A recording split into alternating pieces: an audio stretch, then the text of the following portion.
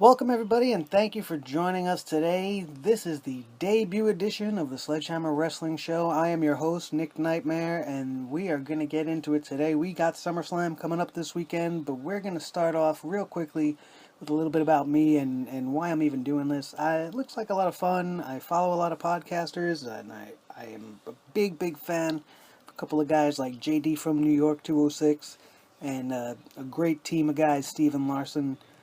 Check them out on YouTube or follow them on iTunes or right here on Podbean. It's really worth a listen to. These guys really are fantastic. My first memory of pro wrestling probably comes from when I'm about 6 years old. I remember being pretty sick one day, and my old man went down to the local Royal Video. That's Royal Video. Some of the older people that live in New York, where I'm from here, might know of the Royal Video from back in the 80s, and he brought home a couple of wrestling tapes, which he would admit to me many years later he regrets, because it became my life's passion, my life's obsession, and one of the things I love to do more than anything else is talk wrestling with other real wrestling fans. So we're going to get it started here, talking about probably one of the greatest matches, if not the very best match I might have ever seen, at least in the modern era, and that is Cedric Alexander versus Kota Ibushi. What an incredible contest this was. I'm sure you guys have heard all about it by now, have listened to other guys talk about it. There's really not much you can say. It's just an experience that you have to see with your own two eyes. If you haven't seen it yet, what the hell are you waiting for? What are you waiting for? It's the greatest thing that you haven't seen. And if you have the WWE Network and you're spending $9.99 a month and you're not watching the CWC, you are not getting your money's worth, pal, because that is the greatest thing they got going on right there. That and NXT, two of the prime reasons to get the WWE Network if you do not have it already. Also, want to give a quick shout out to an old favorite of mine, Tajiri. A tremendous performance against Gran Metalik, another guy who is a shining star, no pun intended, in this Cruiserweight Classic. It was a fantastic bout. These guys really put everything out on the line for the show. They're showing the world what they're all about. They're leaving it all out there for us, and it's been one hell of a show. Every single week, pretty much, topping the last week, so I'm looking very forward to what they have coming up for us this week, and all these guys in this second round should really just automatically be bumped right up to the main roster, because, or at least to NXT, because they deserve it, and WWE TV would benefit greatly from the presence of these guys. NXT this week, kind of uneventful. It was a good show, a couple of good matches. The only really epic thing to happen that night, as it probably will be every week on NXT, is Bobby Roode's theme music. Absolutely one word that describes it. The song is amazing. Bobby Roode, can't wait to see what you have for us at NXT. It's going to be great for both of us. Joe and Shinsuke Nakamura. Samoa Joe, the NXT champion. Shinsuke Nakamura, the challenger to his crown at NXT Brooklyn Takeover 2.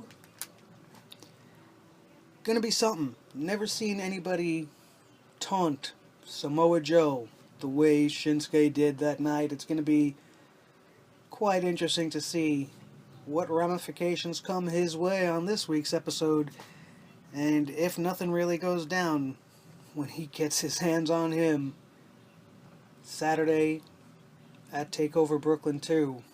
Whew! Shinsuke, buddy, you're in for it, my friend. Let's get to this weekend's upcoming pay-per-view cards, or specials, monthly specials, whatever we're supposed to be calling them. Let's run down the cards real quick. NXT TakeOver Brooklyn 2 for the NXT Championship, as we were just discussing, Samoa Joe versus Shinsuke Nakamura.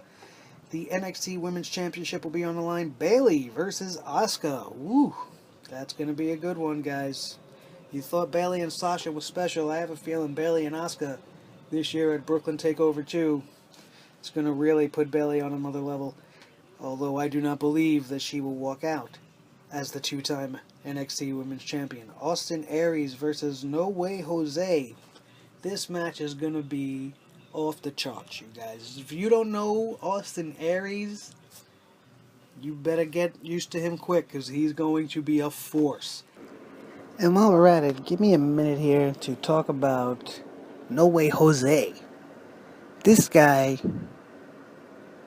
when he first came out, I was like, oh no, here we go again. WWE's got this thing with the dancing guys. I get it. You want to get the crowd hype. You want to get a little bit of fun in there. But, you know, that gimmick sells really, really quickly if the guy can't pull it off. And I think this guy can pull it off. I really, really do. I think No Way Jose is a breath of fresh air.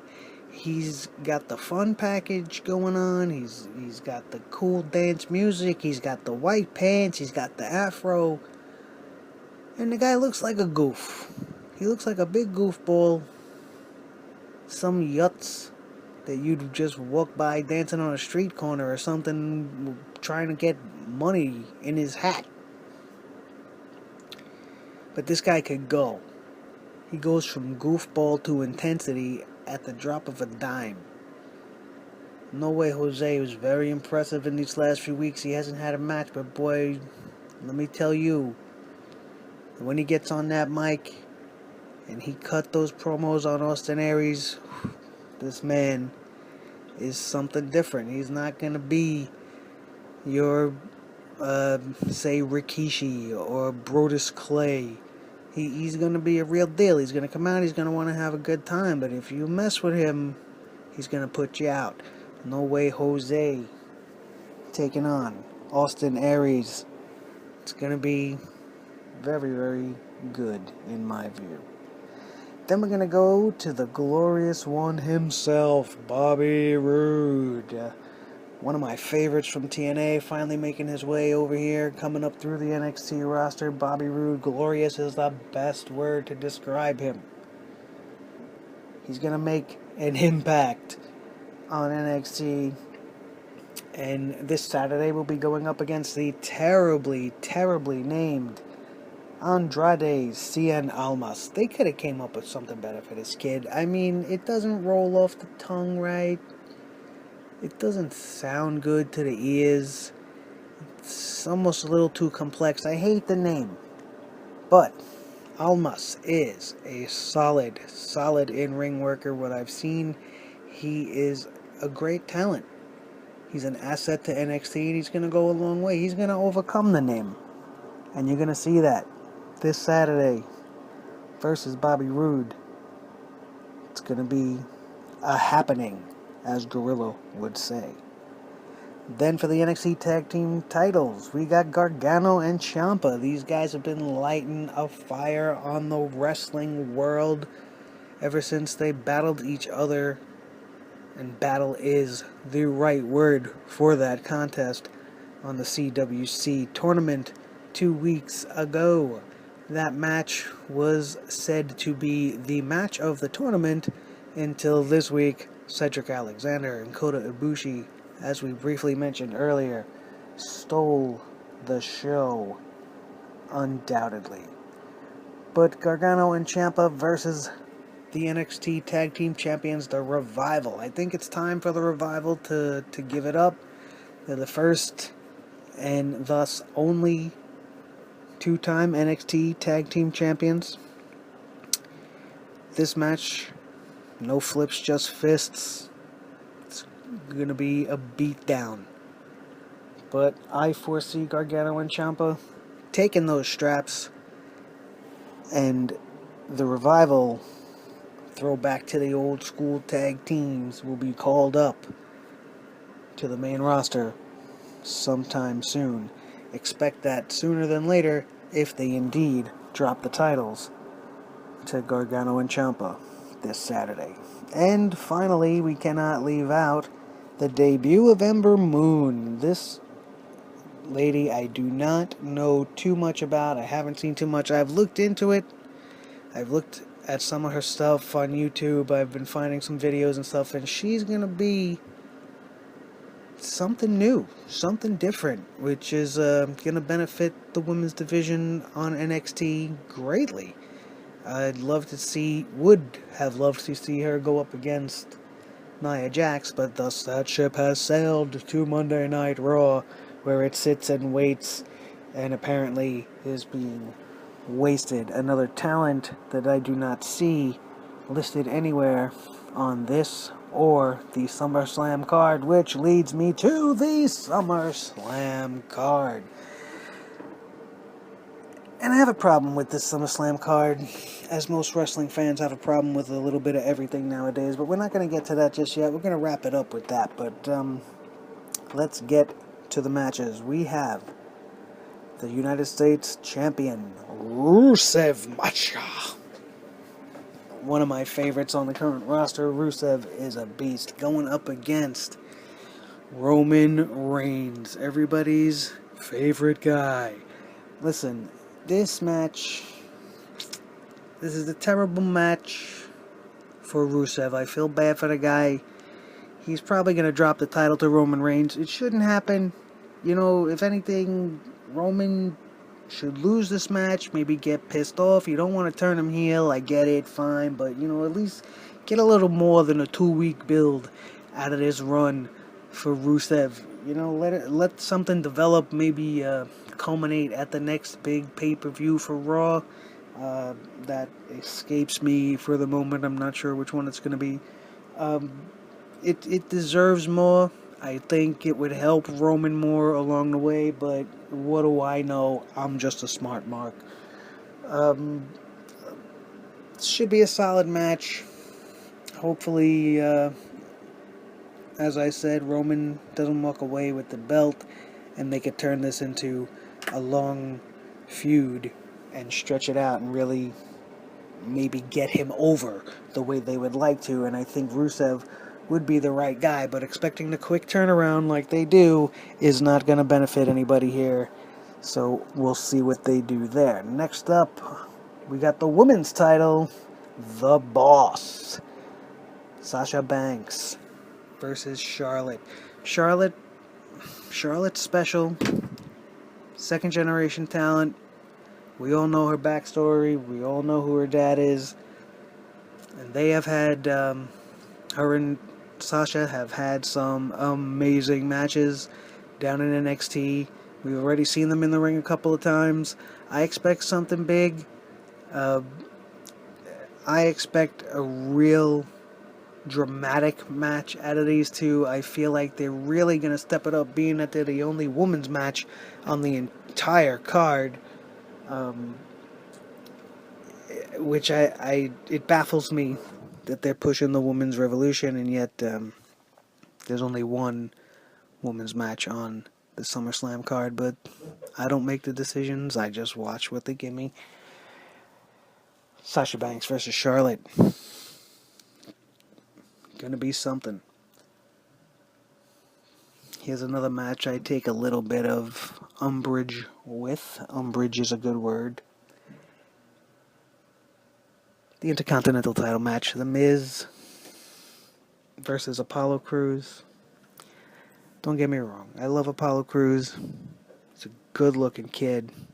I just wish he would stop smiling so much. He's doing this baby face thing, and I'm not fully on board. He needs to develop an attitude. He's got to show me some attitude. He's got to show me what makes him different from just every other big muscle guy that we've seen come in here with their bald heads and their bulging traps, and they come in and they smile and they yay, and it's cheese. It's 80s, it's cheesy, it feels disingenuous. He needs to become whoever he's going to be. I think this match might be the start of that. if The Miz retains, again, almost in the same situation with Roman Reigns. They're trying to push these faces, but they're not building them up first, so it's making it hard. Although the matches are probably going to be something spectacular. The Miz is a solid talent. I'm not crazy about him. The whole Maurice thing's sometimes nauseating, as hot as she is. But should be a pretty decent match. And it's the Intercontinental match, so I can only hope for the best. Moving along to the world title. DA, Dean Ambrose himself versus DZ Dolph Ziggler. This match is huge. This match is huge for both these guys. They gotta put out a solid performance. They're gonna leave it all on the line. They're gonna throw some bombs. They're gonna be getting at each other. They're gonna hit like they've never been hit before. Both of these guys got something serious to prove here. Dolph wants to prove he's a main event. Dolph wants to prove he's a future, not just former, world champion. So he's going to put it all on the line. Dean Ambrose, the same thing. First big pay-per-view with him as the champion, defending for the SmackDown brand. It's going to be epic. It's going to be a big match.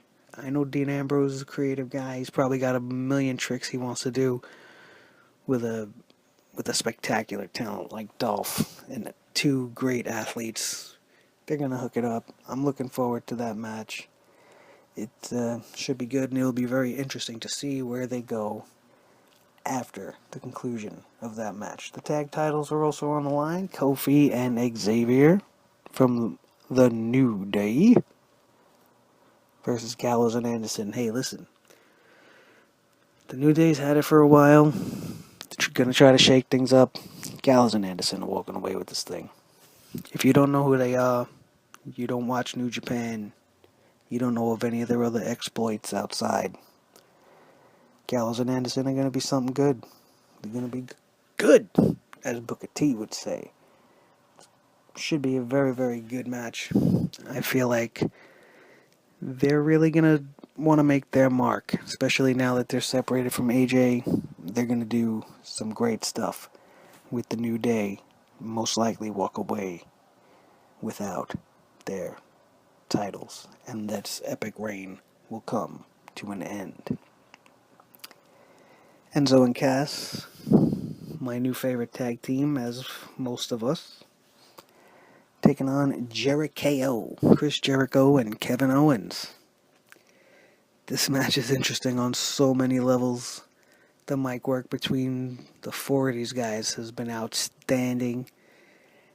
The match should come together very well. It's going to be entertaining. I think they'll probably start the show with this match to get the crowd pumped, get them hype, let Enzo and Cass get them going, let them rip ass on Jericho. What a great name, Jericho. I love it. Looking greatly forward to that match as well. The Universal... I just hate that name. The Universal title. The Universal title. I hate it. It doesn't even flow off the tongue right. It just sounds like a phony championship that some little kid from Massachusetts would make up back in the early 90s. Hopefully at least it looks good, because my boy Finn Balor versus the man Seth Rollins. It's happening. It's going to be epic. It's going to be a fantastic match. Seth Rollins is super, super talented. Finn Balor, one of the most different and unique superstars they have going today. It should come together very, very well. I'm so excited for this one, and just wish they could have named the belt almost literally anything else. I love that Daniel Bryan makes fun of it on SmackDown and on Talking Smack and however else he's going to do it. It's great, throwing his little digs in there. I hope it continues, because I wouldn't want to be the Universal world champion. I'd want to be the heavyweight champion of the world. But I digress. Let's get back to the card. The last two matches on the list here, we got Cena and AJ, which speaks for itself. We've seen it a couple of times. Hopefully they turn up the volume and give us something a little more special. And Brock and Randy. It's going to be an explosion. It's going to be an explosion of talent right there. Brock Lesnar, just hope he doesn't lose. I hope he doesn't lose. I don't think it does anybody any good. I think Randy will be fine. If he takes the loss to Brock Lesnar, he can go on being the Viper. Brock Lesnar should win because he is Brock Lesnar. He beat The Undertaker at WrestleMania. Randy Orton couldn't do that. It just would make more sense. Then you could set up Brock for a title shot in early 2017 versus hopefully Finn Balor, because that would be a clash of styles to behold. You guys, you'd have the big bad bruiser versus the little Irish grappler. It would be, to be more specific, versus the Demon King, as we saw this week on Raw. I'm sure he would bust out the demon if he had to take on Brock, and that would be great, man. And Randy Orton can go on and feud and be the veteran leader on SmackDown. It wouldn't hurt him to lose to Brock, because it's Brock. Or as Paulie would say, Brock Lesnar. Sorry, I had to do that. Just trying to keep it a little entertaining as well as informative. And make sure you guys ain't bored. So, those are the cards. We ran them down. We gave it a little bit of analysis, but let me tell you my problem with this. My problem with this SummerSlam card stems from the awful draft that we had to sit through a couple of weeks ago. The brand extension in the draft was it was advertised to be making two equal shows, two equal partnerships, two equal unique brands, equal. And yet they still treat Raw like it's the number one show. And that is never more evident than the SummerSlam card, where there are six matches representing Raw and only 3 matches representing SmackDown Live. That doesn't seem very equal to me. The fact that Natalya and Becky Lynch aren't having some kind of a grudge match somewhere on this card seems odd to me. Apollo Crews in the Intercontinental title match, that's fine, and I'd be able to accept it even better if Sami Zayn had a match at SummerSlam. It's odd to me that they couldn't find anywhere to stick him other than performing this week on Superstars versus Mr. Irrelevant Curtis Axel. This guy will just try anything to get over, which I don't fault him, but Mr. Irrelevant, we're really going to do that? Good luck with it. I hope it works out for you, kid. So that's really my problem. I don't see any equality in brands. There's a lot of names missing. I mean, if you're going to do super pay-per-views that interpromote both brands, I don't see why you couldn't have gone 4 hours, given us 2 more matches so that SmackDown had some more representation. I mean, we never know what they're going to do with the pre-show. If people even really count that. I really watch that more for the analysis and match breakdowns and stuff like that from Renee Young and Booker T and them on the pre-show. We're coming up on 25 minutes here, so we're going to wrap this show up. I'm trying not to go on too long as we're just starting. Don't forget to please show your support to my friends. They don't know they're my friends. I'm just a big fan of theirs. That's JD from New York 206. He's got a catchy little jingle that I just had to fight from singing. Go check him out on YouTube. JD from New York 206. Also, Steven Larson. The Steven Larson YouTube show. Two great shows that you should be checking out alongside my show, the SledgeHammer Wrestling Show Podcast. I am Nick Nightmare. Bear with us here for the moment at the show. We're just getting started. Like I said, this is the debut episode. We're working on some rewards. We got a t-shirt in the works. We got some stuff coming on so that if you want to pledge your support to this show, I can have some rewards and stuff to give you guys back. Not just my wonderful voice and my intelligent insight.